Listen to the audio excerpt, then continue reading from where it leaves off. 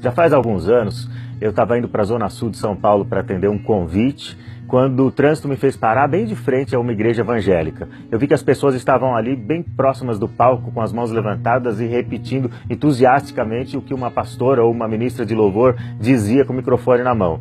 Eu baixei o vidro para entender o que é que ela estava falando ali e ouvi essas frases que, para mim, me pareceram no mínimo curiosas e muito emblemáticas em se tratando da proposta de espiritualidade vendida por muitas igrejas que se dizem cristãs atualmente. Ela dizia assim: a partir de hoje, eu decreto que eu nunca mais vou sofrer, eu nunca mais vou chorar, eu nunca mais vou me frustrar com coisa nenhuma. Eu fiquei ouvindo aquilo pensando, será que essas pessoas acreditam de fato nisso ou será que elas estão repetindo com o fim de então passar a acreditar nisso?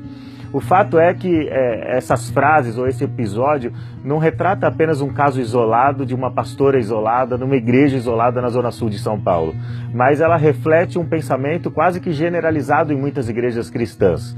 O pensamento que denuncia, que aponta para uma espiritualidade cada vez mais centrada no homem, nas suas necessidades, nos seus desejos, nos seus sonhos, nas suas ambições, nas suas grandes aspirações, e que aponta para a experiência religiosa ou para a experiência espiritual como uma ferramenta, como um instrumento para a realização humana, para a realização pessoal.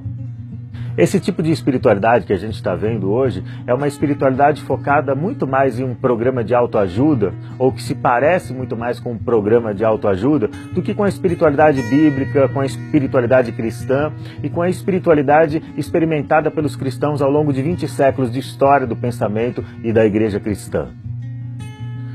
Quando Jesus ensina a oração do Pai Nosso, ele ensina uma oração que coloca Deus em primeiro lugar, que coloca Deus no centro de todas as coisas.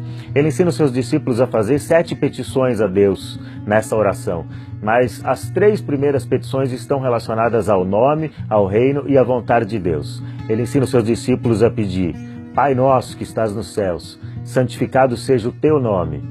Venha a nós o teu reino, seja feita a tua vontade. Quando a proposta religiosa ou a proposta de espiritualidade que oferecem para você hoje diz respeito exclusivamente à sua própria fama, ao seu próprio sucesso, à sua realização pessoal, ou seja, a glória do seu nome, ou o estabelecimento do seu poder, da sua influência, do seu reino, do seu império aqui nesse mundo, ou ainda a realização dos seus sonhos, dos seus desejos e das suas vontades, esse evangelho não é um evangelho autêntico. Essa espiritualidade não pode nem ser chamada de cristã. Na espiritualidade que Jesus propõe, existe uma primazia das coisas espirituais ou das coisas celestiais. O nome, o reino e a vontade de Deus vêm antes do nosso pão, do nosso perdão, da nossa direção, da nossa proteção. Quando Jesus ensina os seus discípulos a submeter a sua vontade, a vontade de Deus, ao reino de Deus e buscar a glória do nome de Deus, ele está dizendo aqui, ele está estabelecendo a relação de quem serve quem, afinal de contas. Quem deve se submeter a quem? A religião deve ser um instrumento, Deus deve ser um meio para a gente alcançar os próprios fins? Ou será que é o contrário? Será que nós é que temos de nos aproximar de Deus para sermos submissos à sua vontade, ao seu reino e para buscar a sua glória? Muito da religião vendida atualmente para as pessoas consiste exatamente nisso, em priorizar o homem, em colocar o homem no centro, em fazer com que o homem enxergue a religião como um meio de trazer glória para o seu próprio nome, ou como um meio de fazer expandir os limites do seu próprio reino, do seu próprio domínio, do seu próprio império. Ou então aponta para a religião como um meio de alcançar seus próprios desejos, suas próprias vontades, de realizar os seus próprios sonhos.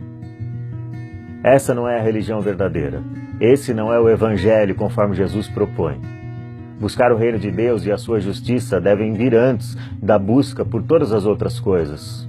Se você quer experimentar a verdadeira espiritualidade como Jesus a propõe e como a fé cristã nos propicia, então você deve aprender que ou Deus está no centro da nossa espiritualidade e da nossa religião, ou Ele simplesmente não está na nossa religião. Ou a nossa religião é a religião de Deus, ou a nossa religião é a religião do eu.